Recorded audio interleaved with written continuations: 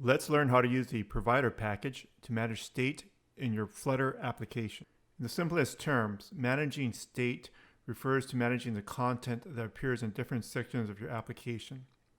For example, in the previous video, we built a simple application that had two sections. The bottom section is the response window. When you press the button, we want the bottom window to change.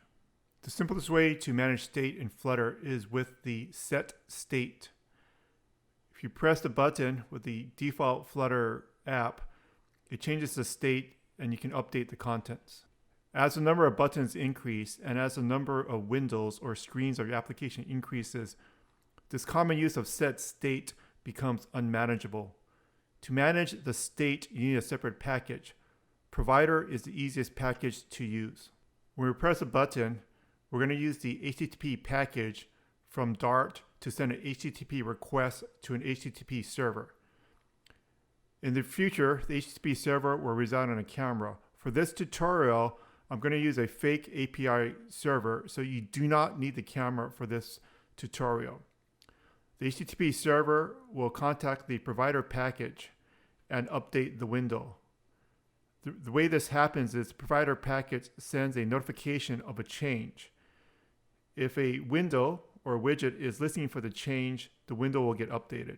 You do not need a camera to follow this tutorial. If you want to start off from the point at which we last left off, go to this GitHub repository and clone the code down.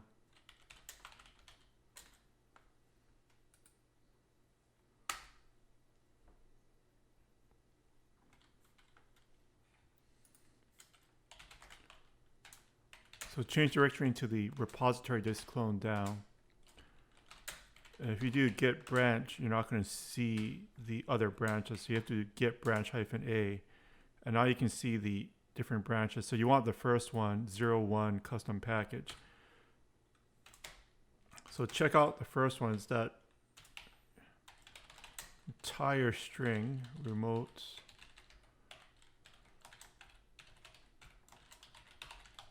And you only need to do this if you want to follow along with the tutorial. I guess I'll just switch to it.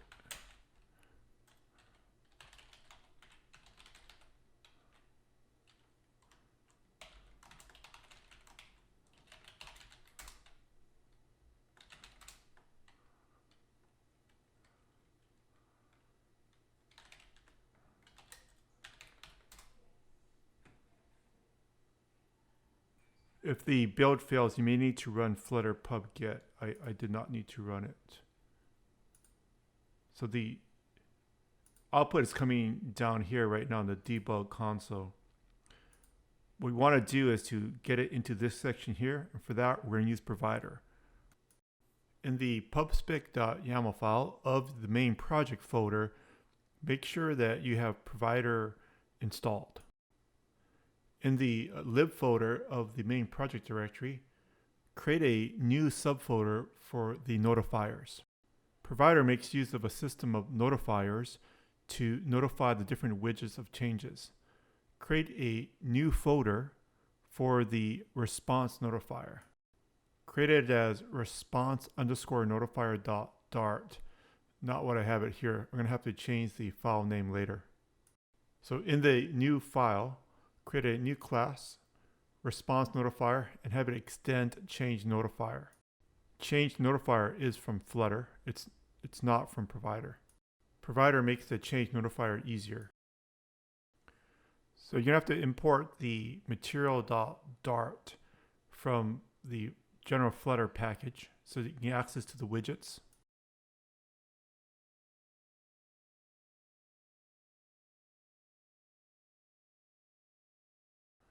And then change the file name to response_notifier.dart.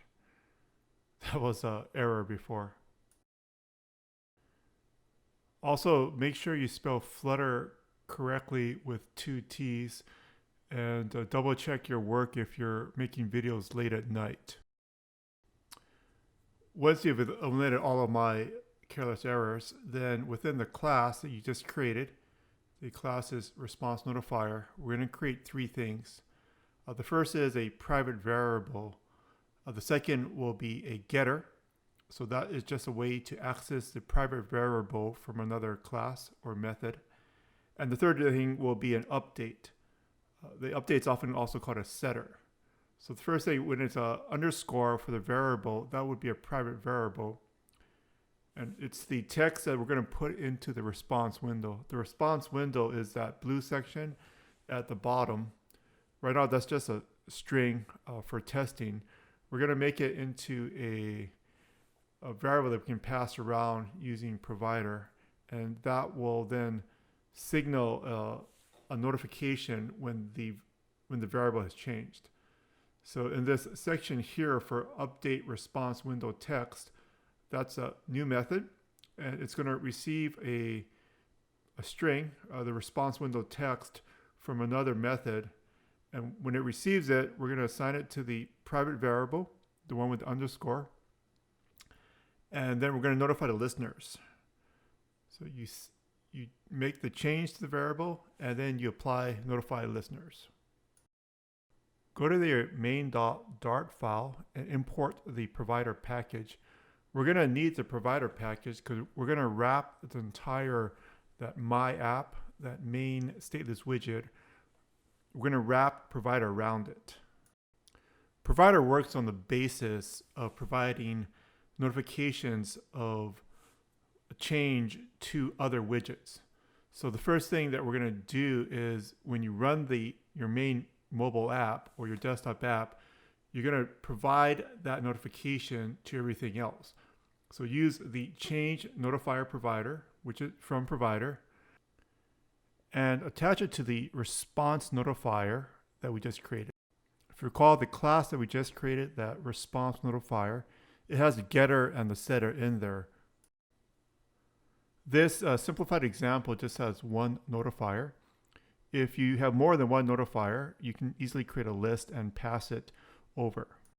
After attaching your notifiers, then pass it as a child, the main app that has your material app in it. That's the starting point of your Flutter app. Congratulations, you got provider set up. Basically, we still need to attach it to the window.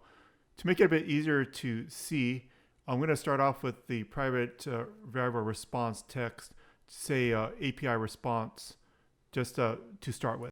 Let's work on that response window a little bit more. We'll extract it into a separate widget. So in VS Code, if you click on that little light bulb on the left, you can, one of them on the bottom is extract widget, and then you can assign it a specific name.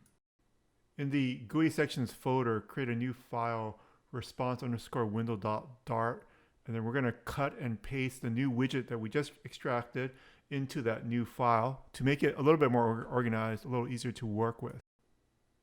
Go to one of the missing widgets and do Control Dot. That will open up a menu that you can import material.dart, and do the same thing for the test text. You can do Control Dot and it will automatically import it.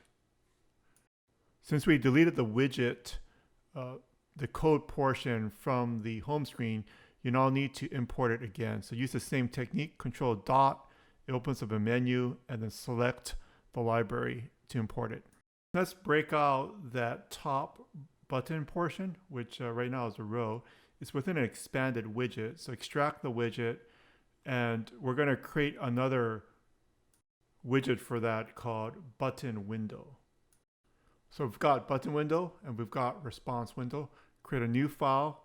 So we're going to drop that new widget that we just created into this new file to make it a little bit easier to organize. Go back to the home screen, file, find your widget that you just created. It's all the way at the bottom most likely. Just cut everything at the bottom and then paste it into this new file that you created, the button_window.dart file. I'm going to use Control Dot, and that opens up this little menu there where you can import the Flutter material.dart easily. You also need to connect it to the custom library that we just created. And it is kind of cool that even though it's our custom library that we created, VS Code can easily find it and do the automatic import. Yeah.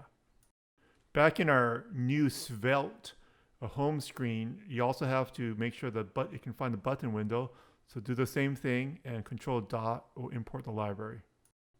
We now got some extra imports there, so you can delete it. And we have a very skinny home screen. And provider will make it a whole lot easier to move the different variables around between the different files. You can see the real power of provider when we connect it here to the response window. Currently, we just have this piece of test text here, the lorem ipsum. So let's delete it and insert the variable from provider using the getter. You first will need to import provider into this file. Once provider is installed or imported, you'll then be able to read the context with the ChangeNotifier. Remember that in the notifiers folder, our ChangeNotifier is called Response Notifier. So the Response Notifier is the class that we created, and it's in the notifiers folder. It's in the file response_notifiers.dart. You will need to import it if it's not automatically imported. If you look at that file, you'll notice that there's a getter that's called response window text that you created earlier. Using the getter, you should be able to read in the value. And there it is. Fantastic. You've connected the response window to the ChangeNotifier. Next, let's connect that button press to the ChangeNotifier as well. So first, in your button window, the file, import the provider package. After the provider package is imported, you can go to the on press section. That's where you have the button click for the hello button, and use provider to update it with the setter. So the syntax is context.read, and then there's this angle brackets, and you have the name of your ChangeNotifier. Right now we only have one. It's called Response Notifier. That file also has to be imported if it's not imported automatically. After the angle bracket, you end it, then you have the round brackets because the read is a method.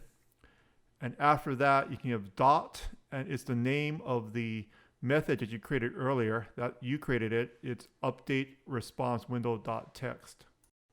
And we're going to pass it the string. The string is response, which we're pulling in from our custom library, that hello method. To change the contents of the response window, you have to set the context to watch for the change. So in the file, notice that line 21 is context.watch.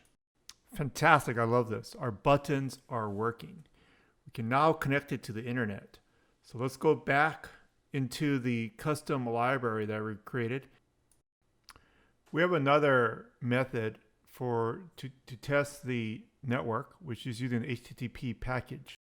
That method returns a future because it's receiving information from the internet. And that's why the second button has this nice async await convention. So for the second button, we'll also update the ChangeNotifier, and instead of just printing to the console, we'll use that the same syntax, right? So it's update response window text and then the response. So you could use the hello button as a reference and then make the change. But this next button is much cooler because it's a future, it's going over the network, and then you're getting the response, and then you're going to update the window. So although it is much cooler, don't try to explain this to your girlfriend or boyfriend because it's going to fly right over them. At least it does when I try to explain how cool this is. But fantastic, you are getting it from the internet.